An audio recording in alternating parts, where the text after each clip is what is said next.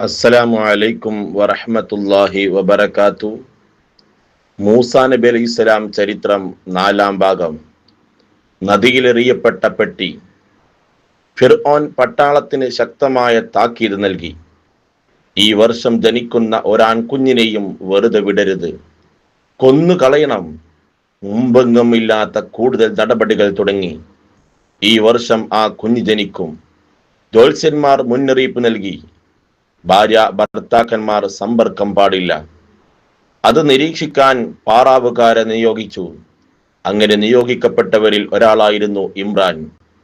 പല വീടുകളിലും ഇമ്രാനും പാർട്ടിയും പരിശോധന നടത്തി.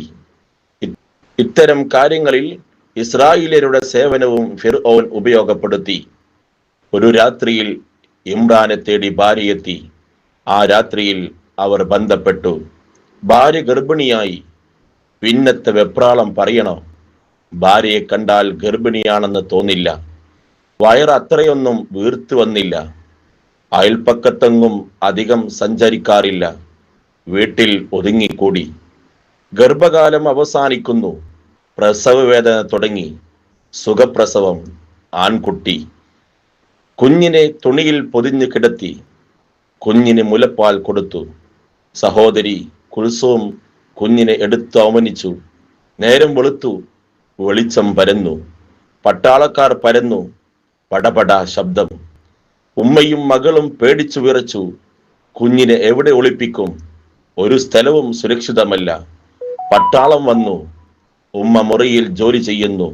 സഹോദരി കുൽസൂം കുഞ്ഞുമായി അടുക്കളയിൽ പ്രവേശിച്ചു. കുഞ്ഞിനെ അവരിപ്പോൾ കാണും. കൊന്നുകളയും. എന്തായാലും മരിക്കാൻ പോവുകയല്ലേ, ഒരു പരീക്ഷണം നടത്താം. കുഞ്ഞിനെ തുണിയിൽ ചുരുട്ടി അടുപ്പിൽ വെച്ചു. കുഞ്ഞ് അടങ്ങിക്കിടന്നു. അതിനു മുകളിൽ വിറക് വെച്ചു. പട്ടാളം വരുമ്പോൾ കുൽസൂം തീ കത്തിച്ചു കൊണ്ടിരിക്കുകയാണ്. സംശയം തോന്നില്ല. പട്ടാളം പോയി. കുൽസൂം കുഞ്ഞിനെ പുറത്തെടുത്തു. ഉമ്മ കുഞ്ഞിനെ വാരിയെടുത്ത് തുരുതുറ ചുംബിച്ചു. ഇതിനിടയിൽ ഉമ്മയുടെ മനസ്സിൽ അല്ലാഹു സുബ്ഹാനഹു വ തആല ഇങ്ങനെ തോന്നിപ്പിച്ചു: ഒരു പെട്ടിയുണ്ടാക്കുക, കുട്ടിയെ അതിൽ കിടത്തുക, പെട്ടി അടച്ചു നദിയിൽ ഒഴിക്കുക. എന്തൊരു പരീക്ഷണം! പെറ്റ തള്ള ഇങ്ങനെ സഹിക്കും. പക്ഷേ അതല്ലാതെ വേറെ വഴിയില്ലല്ലോ. ആശാരിയെ വരുത്തി പെട്ടിയുണ്ടാക്കി. കുട്ടിയെ കിടത്താൻ തുണി വിരിച്ചു. ചോര പൈതലിനെ കിടത്തി പെട്ടി അടച്ചു പൂട്ടി. വെള്ളത്തിൽ ഒഴിക്കുക എന്നുള്ളത് എളുപ്പമുള്ള കാര്യമല്ല. നാടാകെ ചാരന്മാരാണ്. അവരുടെ കണ്ണിൽ പെടരുത്. കണ്ടാൽ പിടികൂടും, കൊന്നു കളയും. എന്തൊരു ഉത്കണ്ഠം നിറഞ്ഞ സമയം!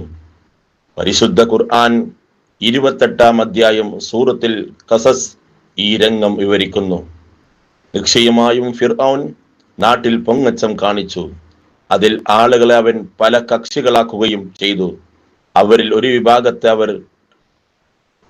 വിഭാഗത്തെ അവരുടെ പെൺകുട്ടികളെ വധിക്കുകയും വിശ്വസിക്കുന്ന ജനങ്ങൾക്ക് വേണ്ടി മൂസാ നബി അലൈഹി ഇസ്ലാമിന്റെയും ഫിർഔനിന്റെയും വൃത്താന്തത്തിൽ നിന്ന് യഥാർത്ഥ നിലയിൽ നിനക്കത് നാം വിശ്വസിക്കുന്ന ജനങ്ങൾക്ക് വേണ്ടി മൂസാ നബി അലൈഹി ഇസ്ലാമിന്റെയും ഫിർഔനിന്റെയും വൃത്താന്തത്തിൽ നിന്ന് യഥാർത്ഥ നിലയിൽ നിനക്ക് നാം ഓതിത്തരുന്നു. നിശ്ചയമായും ഫിർഔൻ നാട്ടിൽ പൊങ്ങച്ചം കാണിച്ചു. അതിലെ ആളുകളെ അവൻ പല കക്ഷികളാക്കുകയും ചെയ്തു. അവരിൽ ഒരു വിഭാഗത്തെ അവരുടെ ആൺകുട്ടികളെ വധിക്കുകയും അവരുടെ പെൺകുട്ടികളെ ജീവിക്കാൻ വിടുകയും ചെയ്തുകൊണ്ട് അവൻ ബലഹീനനാക്കിയിരിക്കുന്നു.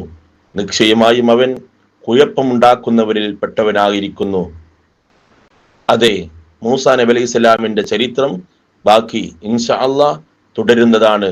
അസ്സലാമു അലൈക്കും വറഹ്മത്തുള്ളാഹി വബറകാതുഹു.